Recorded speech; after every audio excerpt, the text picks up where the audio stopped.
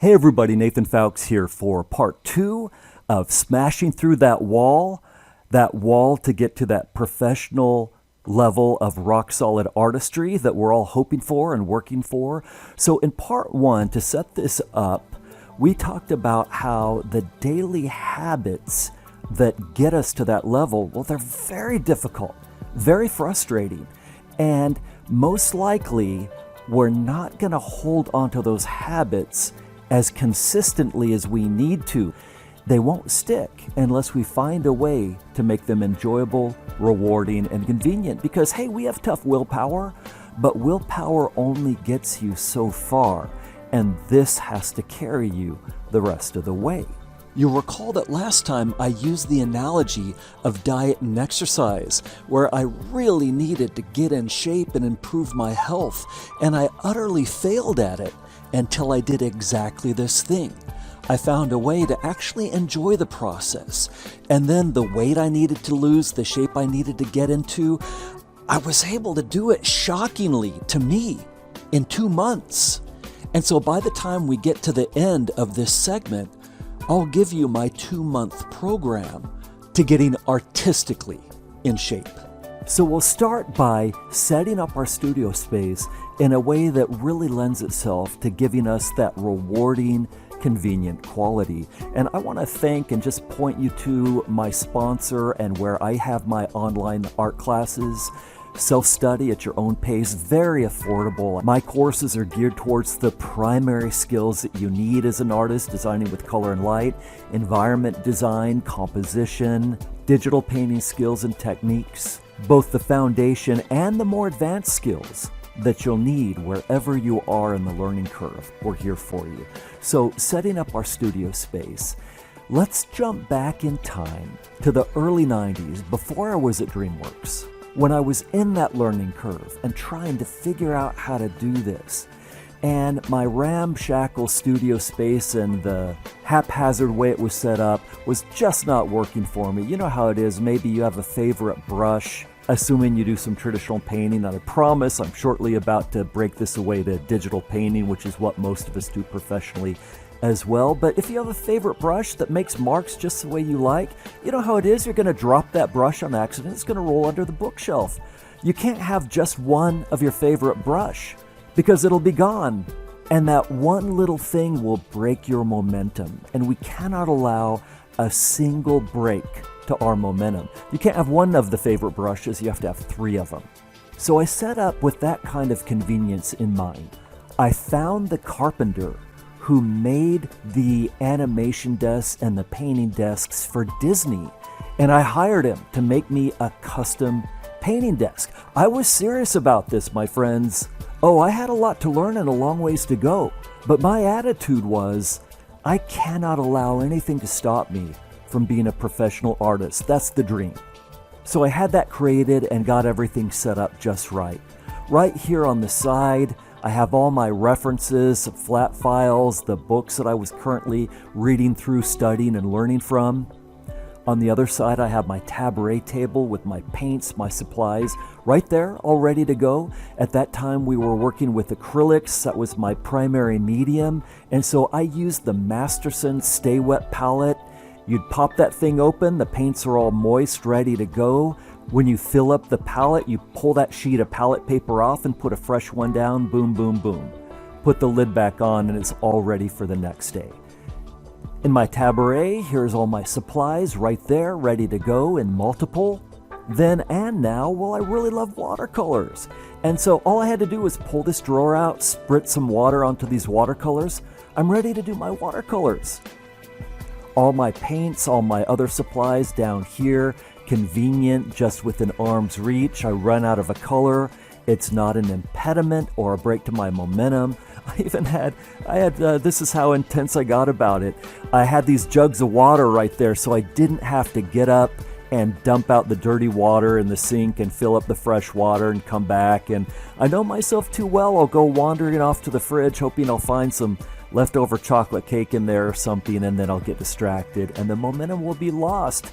I even wore a catheter so I never had to go to the bathroom. I'm just kidding, I didn't do that. But I don't know.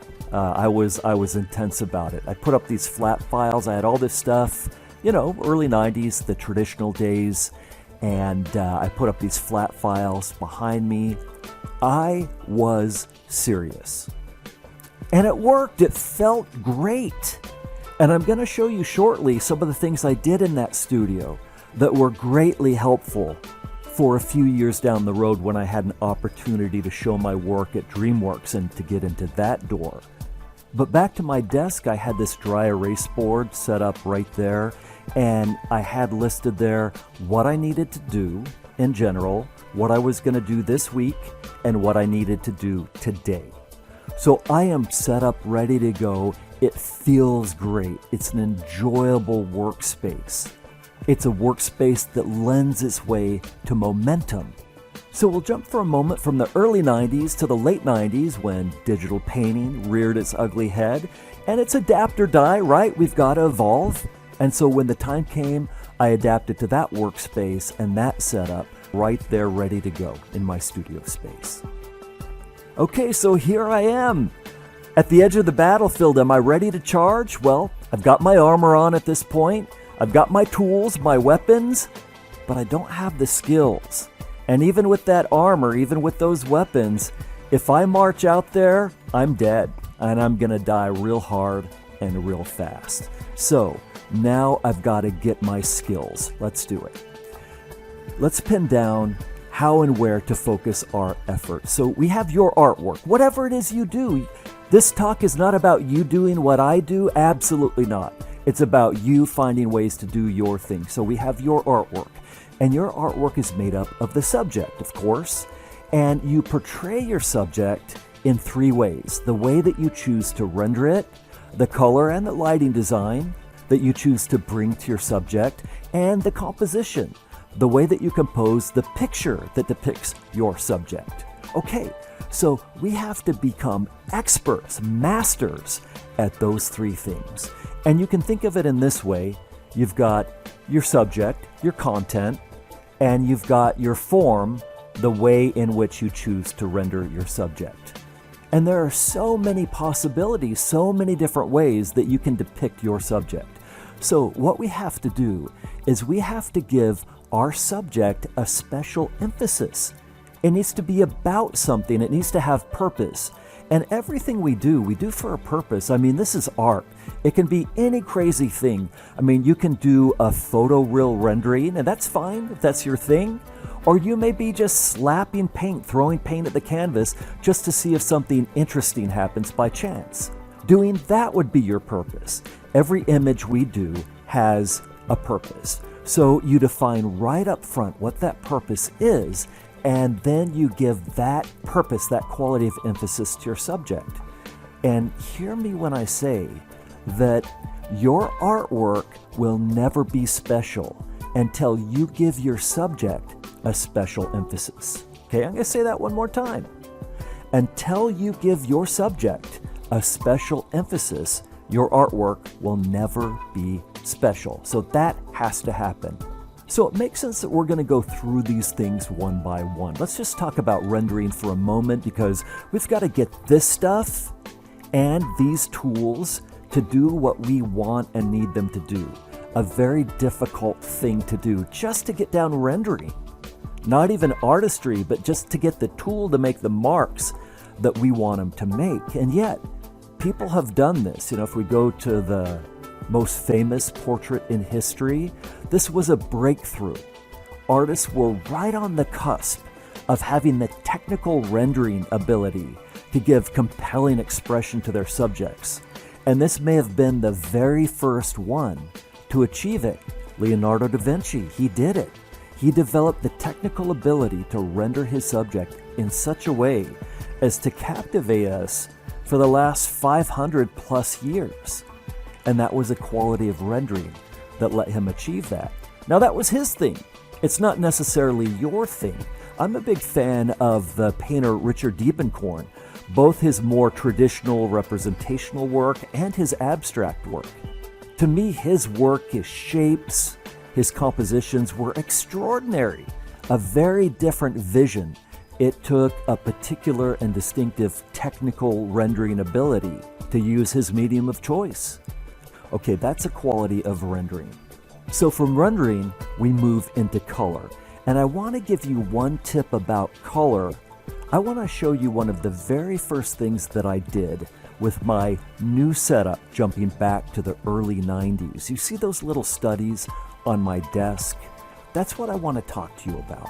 Because right there on the shelf, within reach, didn't have to get up to try and find it, then wander off and lose my momentum. No, right there in my book, this book, Trail Dust, which is out of print, but it's the art of James Reynolds, which I absolutely loved and still do.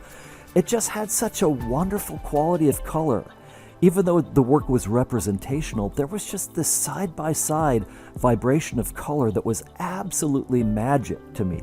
I'll just show you some of those images, and I mean, my gosh, look at, I'll zoom in here for you, and look at the way those colors are working. It's just so rich and so magical. I mean, it's cowboy art, and the guy turned it into pure magic. I'll show you a few more, but take a look. We're going to zoom in here for a moment. I don't have this in super high res, it's a scan out of the book, but look at all of the different colors in that grass. It's wondrous. Okay, so I looked at his work, and frankly it was upsetting. He was so much better at color than I was. Well, that can't be tolerated. I gotta get good at color. I loved color. And so I decided that I was going to do a copy of every single painting in the book. Now, I was working. I did have an art job. I'll tell you more about that in a moment. It was hard work, 10 hours a day, exhausting. I didn't have time to do full stroke-by-stroke studies. What I settled on was doing small, kind of 20-minute studies where I worked on getting the gist of the colors that were there, just simplifying it down to something I could do in maybe 20 minutes, and so I did these. You can zoom in on them a bit. Let you take a closer look. Okay, trying to get that James Reynolds representational but luminous color magic. Trying to learn about it. Gain it and attain it. Okay, so that's probably enough. I'll zoom back out. So I did that. I did a study of every single painting in the book, and it helped tremendously. And I enjoyed the process. You know, he had already solved the problems for me. I could just have a good time and just kind of simplify and find the color relationships. And my color immediately, in a very short period of time, just started clicking. And it was enjoyable, rewarding, and convenient. I looked forward to doing this. I didn't dread it the way that I used to. Now I couldn't wait to find a little extra time to get into the studio because it felt fantastic. And so I turned this into a new daily habit that I was not going to let slip away from me.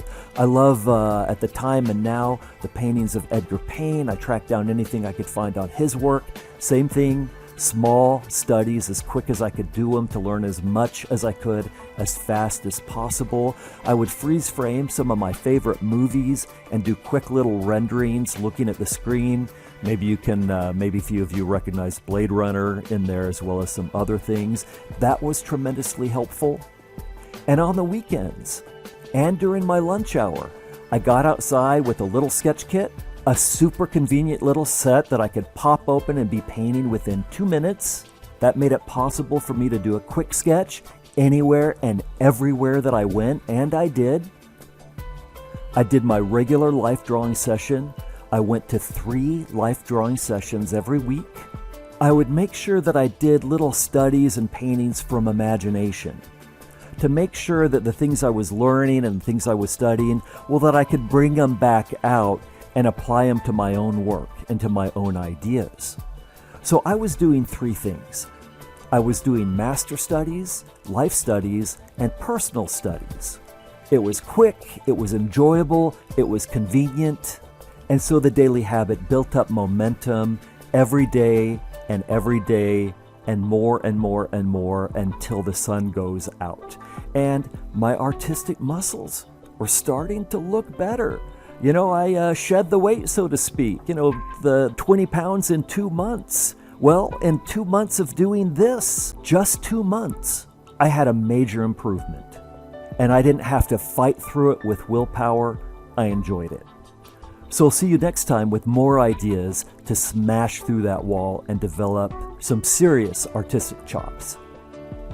Spread some holiday cheer this season by giving the gift of learning to yourself or a loved one during Schoolism's winter sale. For a limited time, save over 30% on a 1-year Schoolism subscription and get instant access to all 50 plus art courses, access to all new courses coming out in the next 12 months, and the ability to attend exclusive weekly live webinars hosted by the industry's best artists to learn the secrets behind their success and techniques they use in their own work as professional artists. With savings like this, there's no better time to take advantage of this special offer and make this your best and most creative year yet. Offer ends on January 12th.